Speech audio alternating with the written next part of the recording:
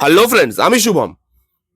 দেখবেন যখনই আমরা এখানে ডার্ক কমেডি সিনেমা নিয়ে কথা বলি, একটা সিনেমার নাম, একটা বলিউড সিনেমার নাম সবসময় ওদের মুখে থাকে। সেটা হচ্ছে ডেলিভেরি। ওই সময় দাঁড়িয়ে যা কনসেপ্ট, যা আইডিয়া, যা পারফরমেন্স, যেরকম ভাবে ডার্ক কমেডি ওয়ার্ক করে সেটা আজও মানুষ ভুলতে পারেনি। আজও প্রত্যেক কটা জিনিস তার মিম মেটেরিয়াল, মানুষ আজও সেই সিনেমাটা দেখতে পছন্দ করে। তো বলিউড ডেলিভারি সাকসেসের পর ভেবেছিল এরকমই একটা ডার্ক কমেডি সিনেমা অডিয়েন্সকে উপহার দেবে। তো কয়েক মাস আগে তারা সিনেমা হলে একটা সিনেমা নিয়ে আসে, যেটার প্রডিউসার ছিল আমির খান।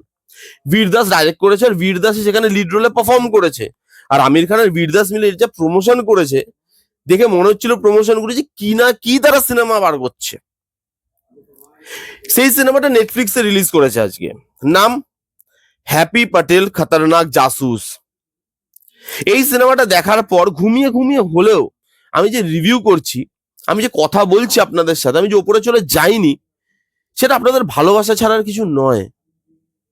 কেমন লাগলো সিনেমাটা? 2 ঘন্টা রানিং লেন্থ।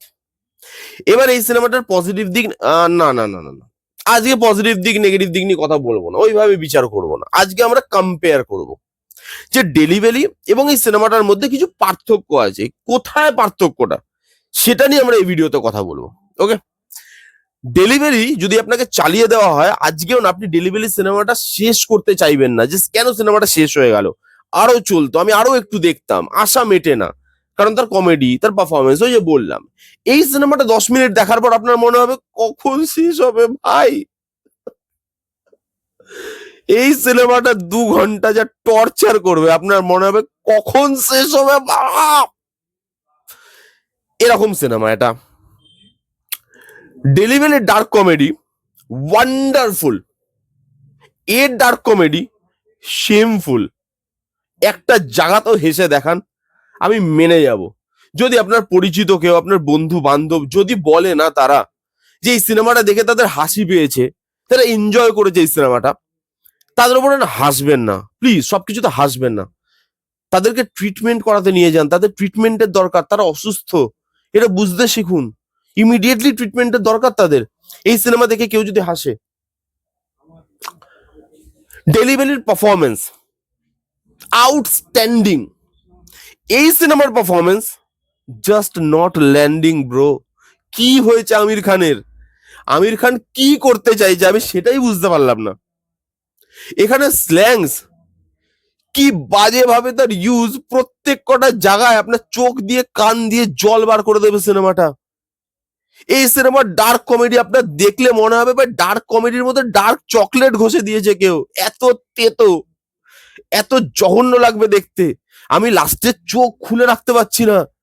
এখানে প্রথমে একটা গ্যাংস্টার দিয়ে জিনিসটা শুরু হলো, সেই গ্যাংস্টার থেকে চলে গেল লন্ডনে, লন্ডন থেকে আবার সেটা গ্যাংস্টার মুভিতে ফেরত এলো, সেখান থেকে চলে এলো কুকিং শোতে, কুকিং শোতে উইনার চলে এলো, কুকিং শোতে জাজ চলে এলো সঞ্জীব কাপুর। লাস্টে এটা কি চুমা চামি খেয়ে কি হয়ে গেল সিনেমাটা।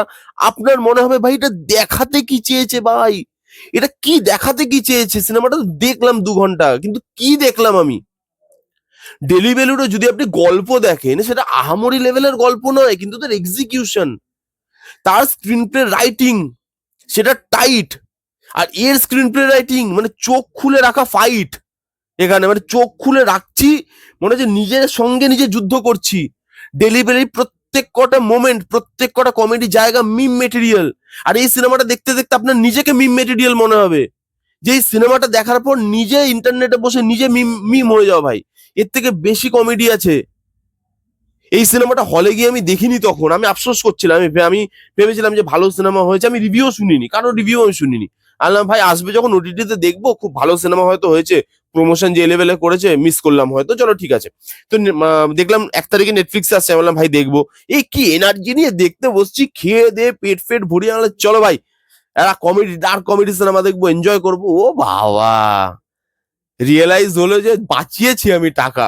কোথাও না কোথাও গিয়ে সিনেমা হলে না যাওয়ার যে টাকাটা, সেটা তো বাঁচিয়েছি আমি। আমির খান হচ্ছে না, হচ্ছে না, কিছু দিয়েই কিছু হচ্ছে না। আমি জানি না, মানে এই সিনেমাটা সিনেমাই নয়, এই সিনেমাটা টর্চার।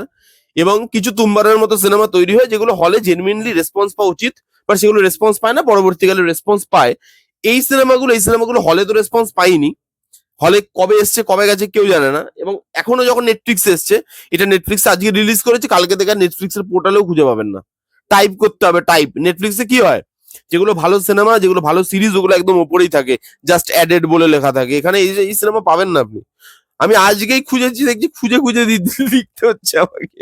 নেটফ্লিক্সও বলছে ভাই দিয়ে, ভাই টাকা দিয়ে দিয়েছি, চালাতেই হবে, চালা। আমার প্রচুর ঘুম পাচ্ছে, হ্যাঁ, আমি আর কথা বলার ক্ষমতা নেই আমার, আমায় ক্ষমা করবেন। এরপরেও যাদের এই সিনেমাটা দেখার ইচ্ছা, জানি গিয়ে দেখুন, কোনো অসুবিধা নেই। রিভিউটা কেমন লাগলো জানিয়ে যাবেন। এই সিনেমাটা যদি 2 ঘন্টা নষ্ট করে দেখতে পারেন, আমার রিভিউটা 10 মিনিট নষ্ট করে দেখে সাবস্ক্রাইব করে দিয়ে যান।